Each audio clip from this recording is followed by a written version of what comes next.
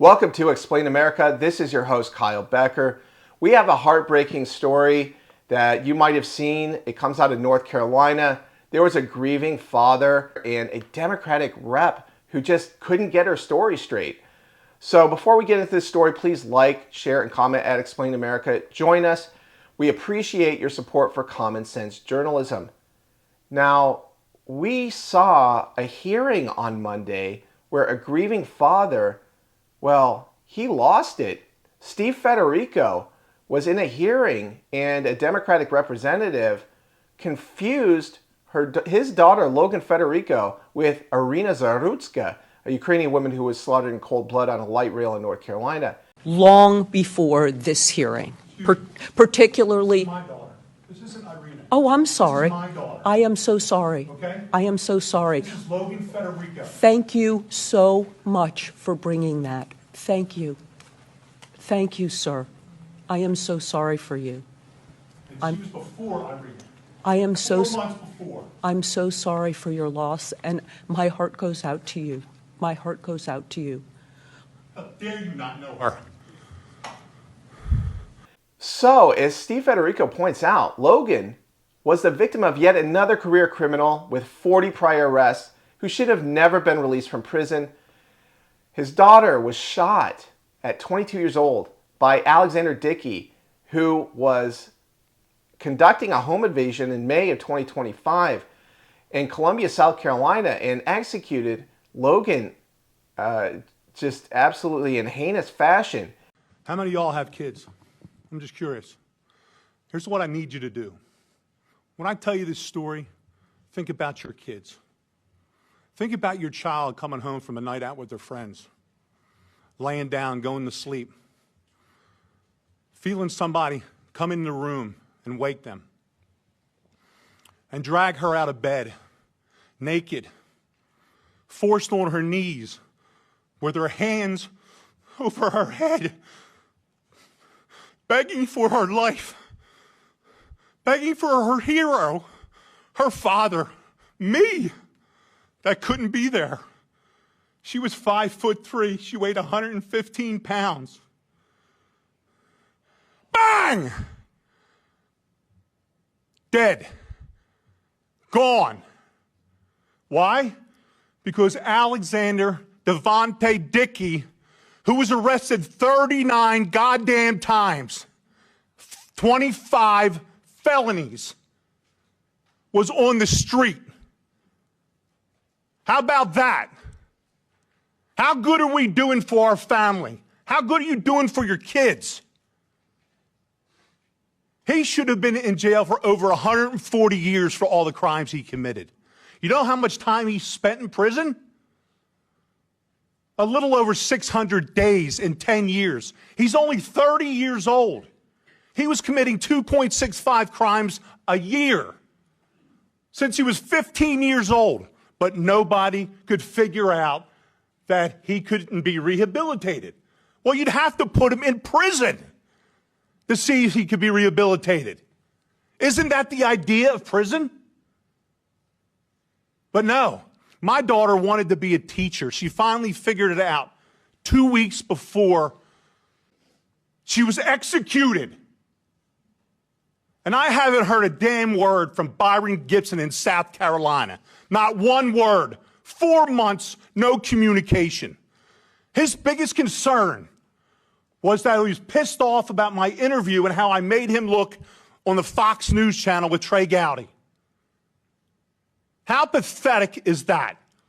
That we're letting our 22-year-old kid visiting friends. It's all she ever wanted to do was visit friends.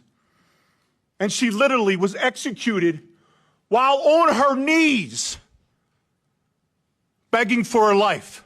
Her name's Logan Federico, not Irina. And you will not forget her. I promise you. You will be sick and tired of my face and my voice until this gets fixed. I will fight until my last breath for my daughter. You need to fight for the rest of our children, the rest of the innocents, and stop protecting the people that keep taking them from us. Please. You have the power. We put you in the power to do what you have to do. We're asking you, we're begging you all to stop this.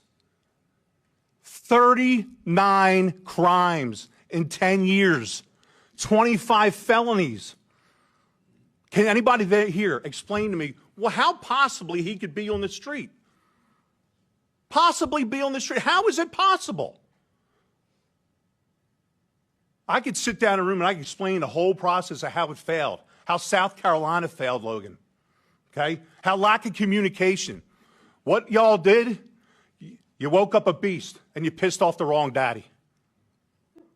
Because I'm going to put it out there, and I'm not going to be quiet until somebody helps. Logan deserves to be heard. Everyone on this panel deserves to be heard. And we will. Trust me. My daughter laid on the floor for 7 hours before somebody in that house recognized that something was wrong. And that career criminal, an hour later, went on a spending spree with her debit card. When they saw his face on a video, they didn't have to do a check. He was arrested so many times they knew who he was. They knew exactly where to go get him. Pathetic. Absolutely pathetic that I'm here today. Thank you for your time. And the grieving father noticed that the solicitor, the prosecutor, Byron Gibson, well, he didn't even seem to really care as much about Logan Federico as he did about the Fox News hits that her father was doing in the aftermath of her brutal murder. So really these soft on crime and Soros prosecutors around the country don't have a conscience, apparently. They don't seem to care when young women can't even ride a metro rail or even go on college visits without the threat of getting raped or murdered. And it's really enough is enough, because they have made it absolutely clear they don't care about the safety and the welfare of American citizens.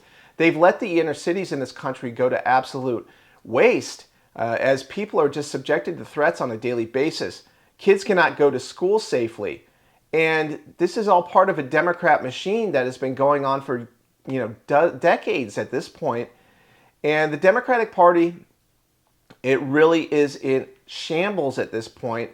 All they have is finger pointing and scapegoating of Donald Trump and his supporters, because their policies are putting Americans at risk. I mean, we look at Portland recently. There were radical Antifa members attacking police officers, according to the videos that we saw recently at Explain America. In Chicago, they have a major ICE operation right now, and the ICE officers have to wear masks and be armed up because the drug cartels have infested there, and radicals want to dox ICE officials and subject them to danger, because this is all, at the end of the day, about illegal aliens. So, speaking of which, we have Representative Jasmine Crockett, and she commented about a victim of an illegal alien named Kayla Hamilton. And Kayla Hamilton was only 20 years old when she was assaulted and strangled by a member of MS-13. Jasmine Crockett, who we're obviously not fans of here, she made the comment that this is a random dead person. Stop just throwing a random dead person's name on something.